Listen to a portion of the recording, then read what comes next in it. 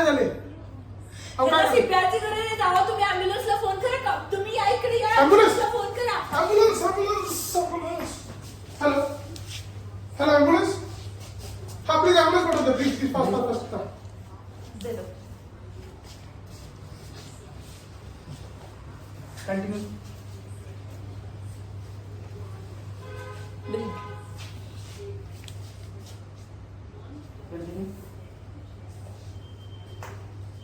आताच तुम्ही एक व्हिडिओ बघितला. या व्हिडिओमध्ये माझ्यासोबत असलेला मित्र अचानक खाली कोसळला आणि त्याचं हृदय बंद पडलं.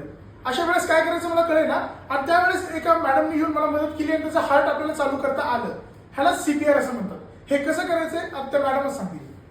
तुम्ही पाहिलं की तो मुलगा कोसळला म्हणजे काय, सडन कोलॅप्स झाला. त्याचं हार्ट बंद होतं, त्याची आर्टरी बंद होती. तर अशा वेळेला आपल्याला त्याला सीपीआर देणं गरजेचं आहे. सीपीआर म्हणजे काय, तर सीपीआर देताना आपली हाताची पोझिशन काय पाहिजे, आपले बोट कसे लॉक्स पाहिजेत, त्याच्यानंतर आपले एल्बो पूर्ण लॉक असले पाहिजेत आणि सीपीआर देताना आपले शोल्डरची मुवमेंट, एल्बोची मुवमेंट झाली नाही पाहिजे. तर हे कशा प्रकारे देतो आपण हे आपण बघणार आहे. तर सीपीआरचा असा रेशो असतो 30:2. तर 30 कॉम्प्रेशन झाले की माउथ टू माउथ द्यायचं असतं पेशंटला, कारण की त्याचा जॉ लॉक झालेला असतो, जीभ आतमधून लॉक झालेली असते. तर त्याची मान पूर्ण वरती करून त्याला माउथ टू माउथ द्यायचं असतं. आता ही 30 कॉम्प्रेशन्स देते, तेव्हा 30 कॉम्प्रेशन्स झाल्यानंतर माउथ टू माउथ सिलिंग करून त्याला ब्रीथ द्यायचा आहे. ची पोझिशन अशी वरती घ्यायची आहे, जसं हा आता दाखवेल. ब्रीथ.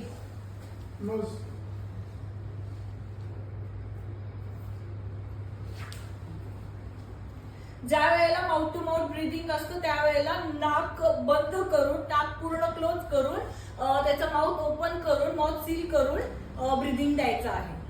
ब्रीथ.